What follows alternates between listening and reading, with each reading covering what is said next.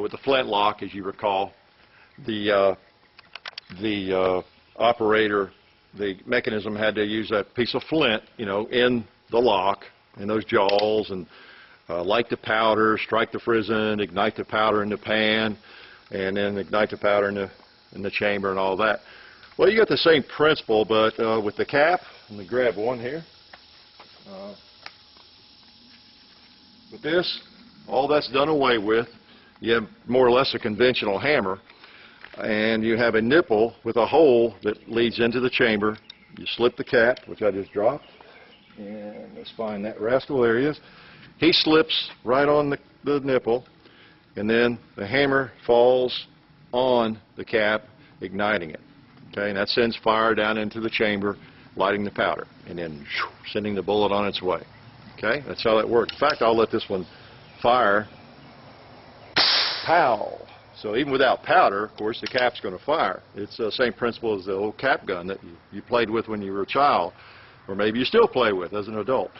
But same principle, and simpler operation, more reliable ignition. If you're out, I don't know, traipsing through the woods hunting and it's misty and wet, maybe rainy, you're less likely to get your powder wet and have wet powder, damp powder in the pan, that kind of thing. So this was quite a step up from the flintlock. The flintlock was state of the art from, what did I say, 1690s to up into the 1830s. So in the it may have been before the 1830s that the cap was actually invented, but it was around the late 1830s, I believe, that the first cap lock firearms were produced, and then in bigger numbers, greater numbers in the 1840s and 50s, and really all the way up until around 1873, when the cartridge firing guns became the way to go, with the Colt Peacemaker and the 1873 Winchester and all those great guns, the 45-70 cartridge. 1873 was the big year for cartridges.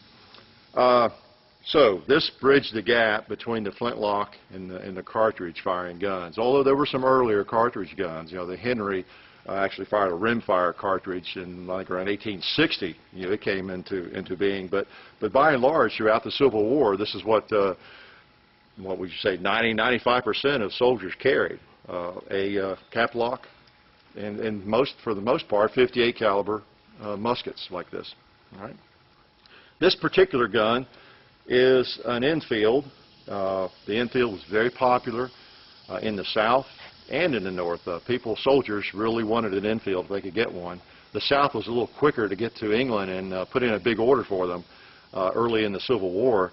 So a lot of the soldiers in the South had Enfield rifles. And a lot of reenactors today have these.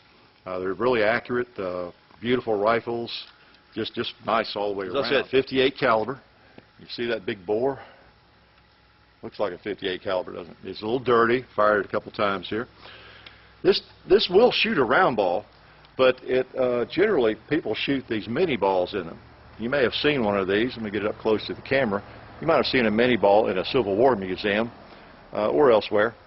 They're a little bit different. It was invented by a guy named, you probably pronounce it Minie. I think it's M-I-N-I-E, accent on the E. But he was a Frenchman, and it's a different design. It's not a round ball. The way it works is it has a hollow base, and it goes down the bore very easily. You don't have to push and put a lot of weight on it to get it down with the ramrod. It goes down pretty smoothly unless the bore is really, really dirty. But yet it comes out very tightly. What happens is you see that thin apron of lead around the base. The powder, the ignition of the powder causes that to expand, and it contacts the rifling in a very tight manner as it's leaving the barrel, so it's spinning. It's contacting to the point very tightly so that it spins as it leaves the barrel, because this is a rifled barrel, and hence it's very accurate.